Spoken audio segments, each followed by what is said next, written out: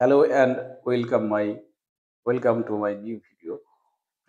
In my previous videos, I discussed about affirmative and negative sentences under present indefinite tense or simple present tense. Today, I am going to discuss about interrogative sentence under present indefinite tense.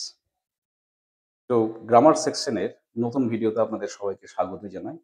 আমি আজকে present indefinite tense or simple present টেন্সের আরেকটি ভাগ আরেক আরেকটি ভাগ interrogative সেন্টেন্সের গঠন সম্বন্ধে আজকে আলোচনা করব। তো চলুন দেখে নিই প্রেজেন্ট ইনডিফিনাইট টেন্সের আন্ডারে ইন্টারোগেটিভ সেন্টেন্সের গঠন কেমন হয়। আসুন জেনে নিই প্রেজেন্ট ইনডিফিনাইট টেন্সের আন্ডারে ইন্টারোগেটিভ সেন্টেন্সের বা প্রশ্নসূচক বাক্যের গঠন। প্রশ্নসূচক বাক্যের গঠনে আমরা প্রথমেই auxiliary verb do or does, তারপরে সাবজেক্ট, তারপরে মূল ভার্ব বা মেন ভার্ব, তারপরে অবজেক্ট অর কমপ্লিমেন্ট। এইভাবে প্রেজেন্ট ইনডিফিনাইট টেন্সের ইন্টারোগেটিভ সেন্টেন্সের গঠনটা ঠিক এরকম হবে। অর্থাৎ প্রথমেই do or does, subject wise do অথবা ডাজ হবে, তারপরে সাবজেক্ট, তারপরে মেন ভার্ব, তারপরে object or complement. As for example, তারা কি গান গায়? Do they sing songs? আমি কি এখানে আসি? Do I come here? সে কি ফুটবল খেলে? Does he play football? প্রথম সেন্টেন্সে আমরা যেটা দেখতে পেলাম সেখানে হচ্ছে তারা কি গান গায়? ডু দে সিং সংস?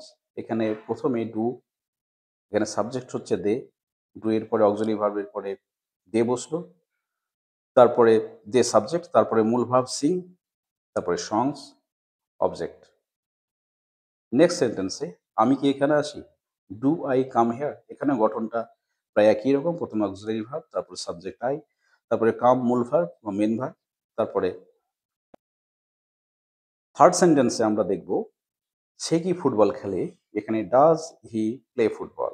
এখানে ডাজ এই কারণেই হয়েছে, সহজেই আপনারা অনুধাবন করতে পারছেন। ডাজ যেহেতু third person singular number he, সেই জন্য এখানে ডাজ হয়েছে।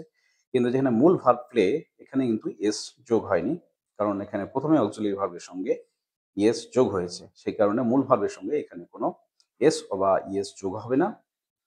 এইভাবেই থার্ড সেন্টেন্সে আমরা তাহলে দেখতে পেলাম কি হলো, ডাজ হি প্লে ফুটবল? সে কি ফুটবল খেলে?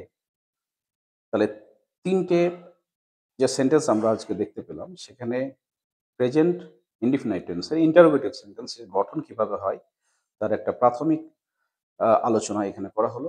এরপরে আপনারা বাড়িতে নিজের প্র্যাকটিস হিসাবে আপনারা করতে পারেন। আমি এখানে ব্রিং ভার্বের কথা বলবো, কমেন্টে আপনারা জানাতে পারেন ব্রিং ভার্ব দিয়ে আলাদা আলাদা সাবজেক্ট ব্যবহার করে প্রেজেন্ট ইনডিফিনাইট টেন্সের ইন্টারোগেটিভ সেন্টেন্স বানাতে পারেন।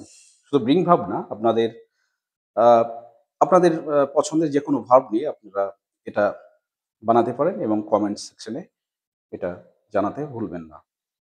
পরবর্তী ভিডিওতে সঙ্গে থাকার জন্য পেজটি নিয়মিত ফলো করুন। ধন্যবাদ।